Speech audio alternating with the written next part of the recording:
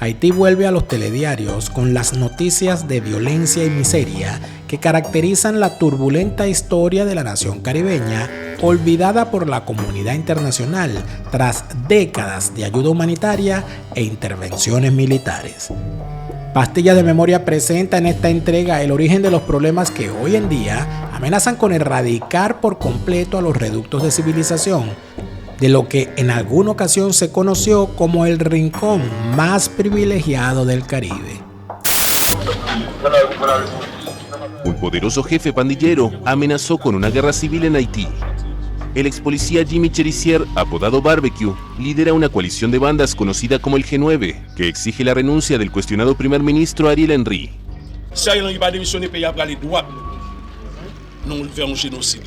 Si Ariel Henry no dimite, si la comunidad internacional sigue apoyándolo, nos dirigimos hacia una guerra civil que llevará a un genocidio.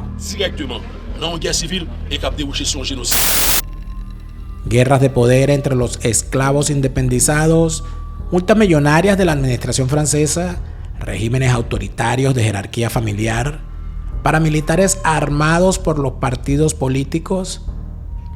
Haití tiene todos los ingredientes para continuar con la tradición de inestabilidad y barbarie impulsada por politiqueros que no solo ponen en riesgo a la vida de sus ciudadanos, sino también ponen en jaque las fronteras de sus vecinos. En Haití, la violencia y el caos se apoderan del aeropuerto internacional. Bandas criminales fuertemente armadas han tratado de tomar el control del aeródromo, disparando contra policías y soldados tras el último ataque a instituciones del gobierno en una explosión de violencia que incluye una fuga masiva de las dos prisiones más grandes del país, de las que se habrían escapado miles de presos, entre ellos criminales muy peligrosos, en pleno estado de emergencia decretado en el país. El primer ministro Ariel Henry trata de recabar el apoyo de las fuerzas de seguridad de la ONU. La policía apenas puede brindar seguridad a la población. Las bandas controlan el 80% de la capital, Puerto Príncipe. Entre sus objetivos está la toma del Banco Central. Hay miles de desplazados ante el rápido deterioro de la situación.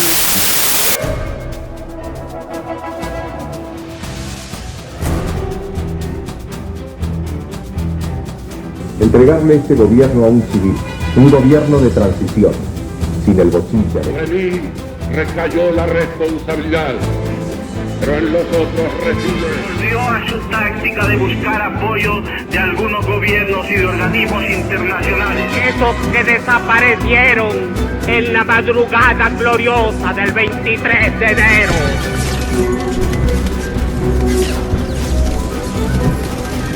Bajo un gobierno como el mío, entonces la responsabilidad es de Luis Herrera Campinana. Centenares de comercios saqueados y un número no determinado de heridos. Compañeros, lamentablemente por ahora los objetivos que nos planteamos no me perdonan y haya sido 2 veces presidente por aclaración. Juro delante de mi pueblo que sobre esta moribunda solidaridad y la responsabilidad social. Ha fallecido el comandante presidente Hugo Chávez.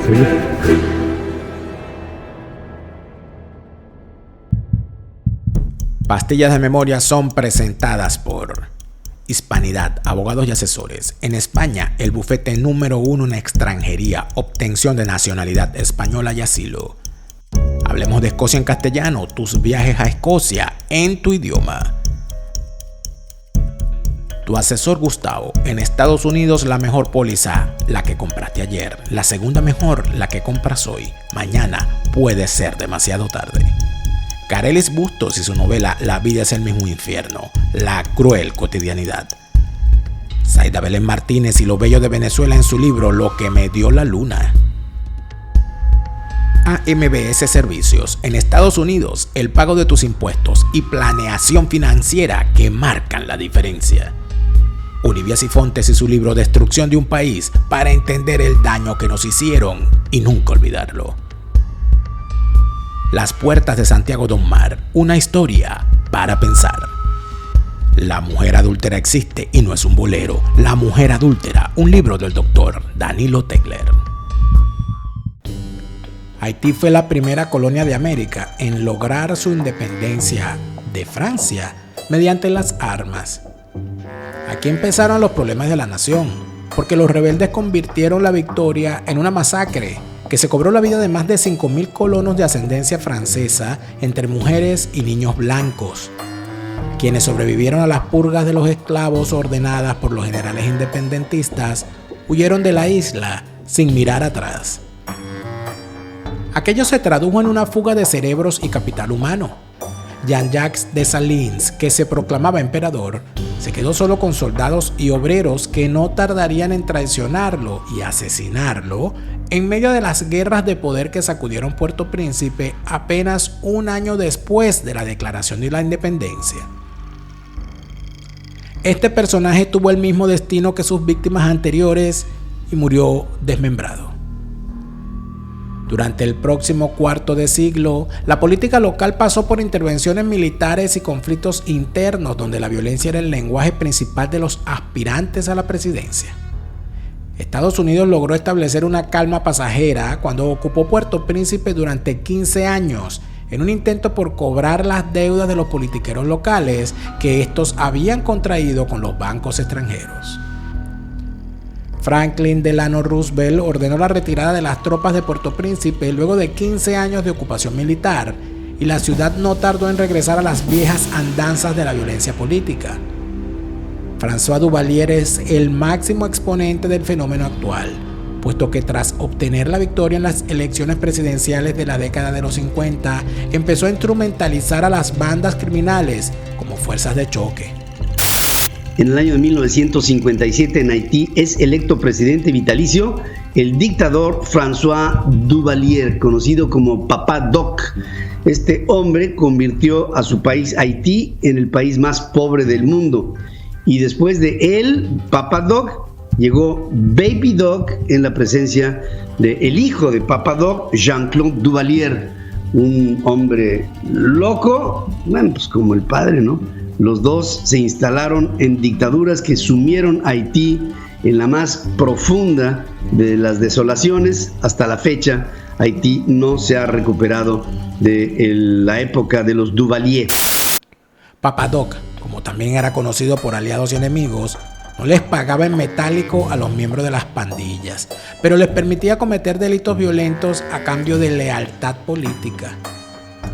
Este tipo de pandillero que servía de esbirro al régimen a cambio de impunidad llegó a ser conocido popularmente como los Tonton Macoutes o el hombre del saco en la década de los 60 y los voluntarios de seguridad en la década de los 70. Baby Doc, hijo del dictador François Duvalier, siguió a su padre como presidente de la nación con las mismas prácticas de represión aplicadas por delincuentes. Entre la corrupción rampante y el bandidaje desatado, la ayuda humanitaria se convirtió en la constante necesaria de la comunidad internacional para salvar al país sin éxito alguno. Cada intento terminaba acompañado de revueltas sociales y acusaciones de imperialismo. Muere el exdictador haitiano Jean-Claude Duvalier. Falleció el sábado a consecuencia de un ataque al corazón en su residencia cerca de Puerto Príncipe. A los 19 años heredó el cargo de su padre. En 1971 se autoproclamó presidente de por vida.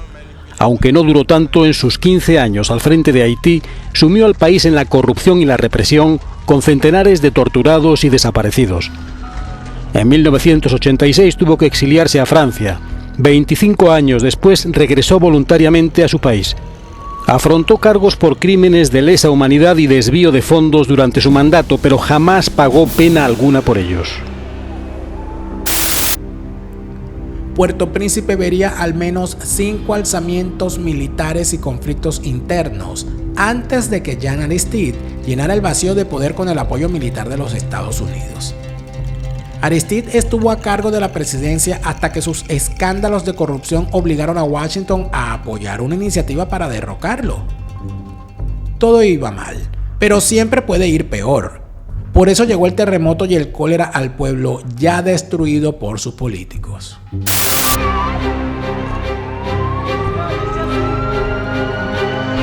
Informales de un terremoto ocurrido en Haití hace 90 minutos, a las 7 de la tarde, hora de Chile, 7.3 en los primeros cálculos de magnitud en la escala de Richter. Hay una alerta de tsunami.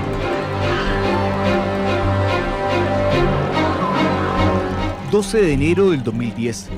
Un terremoto grado 7 de la escala de Richter azotaba con fuerza a Haití, el país más pobre del hemisferio sur. Desde entonces hubo varios gobiernos, pero casi todos continuaron la costumbre de rodearse de grupos de choque constituidos por pandillas criminales para sostenerse en el poder. Jovenel Moïse, el último presidente, se apoyó en una federación de bandas conocida como el Grupo 9, que se encontraba bajo el mando de un policía retirado, que con el pasar del tiempo sería conocido en las calles como Jimmy Barbecue. Violencia en Haití, precisamente en Puerto Príncipe, donde se dieron varios tiroteos. Allí la zona no descansa, la situación es realmente preocupante. Lo cierto es que unidades de la Policía Nacional de Haití y las bandas armadas del poderoso delincuente Jimmy Cherizier, alias Barbecue, libraban violentos enfrentamientos en su base de Delmas 6, en pleno centro de la capital Puerto Príncipe, según informaron medios internacionales. Según algunas versiones, habría varios muertos y heridos en las filas de los grupos armados como consecuencia de estos enfrentamientos, según dijo la agencia de noticias EFE, que reportó un ambiente de pánico en la zona de Bas Delmas, donde se escuchaban ráfagas de armas automáticas. El Grupo 9 desató la guerra de bandas actual cuando usó su palanca política para actuar contra la banda de la ciudad de Soleil.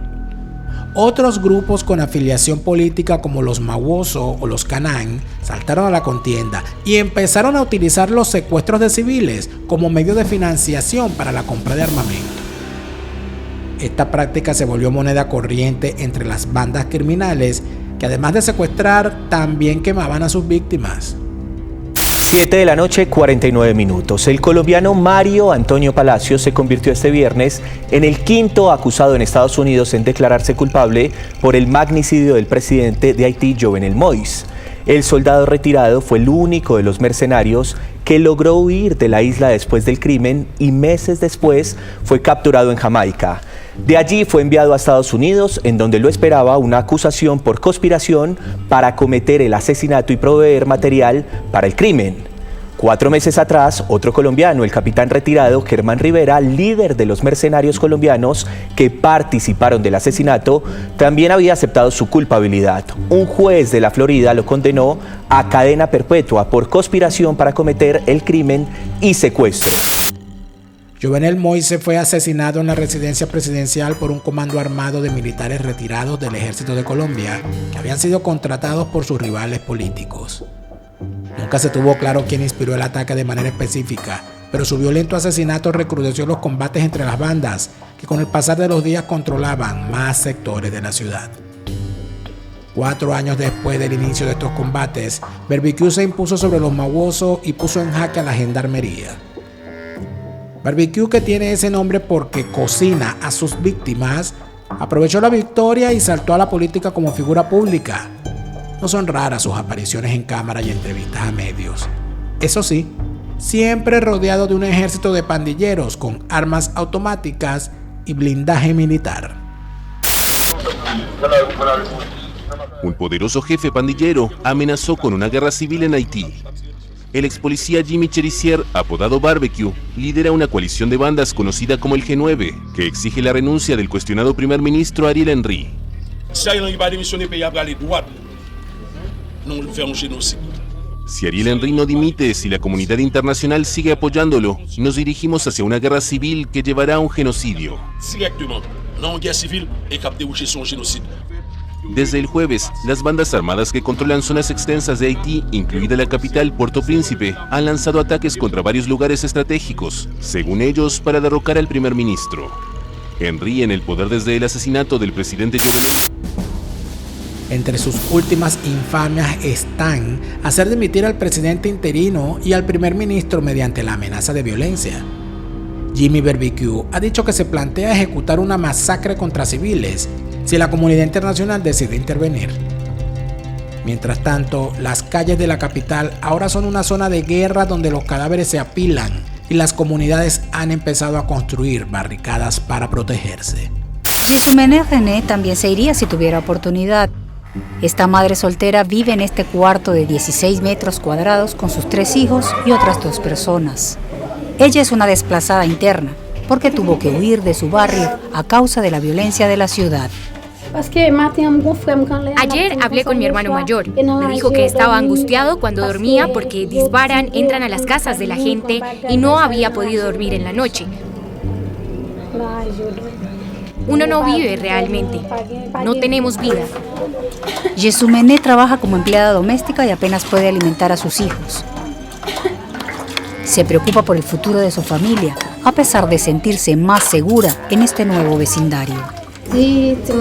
A los niños les gustaba donde vivíamos antes. Les gustaba mucho, pero no sé si al crecer se quieran ir del país. No sé, no veo cuál pueda ser su futuro. Las Naciones Unidas miran desde la baranda, mientras Bukele o Kenia evalúan opciones de salvamento que jamás pasarán de las redes sociales.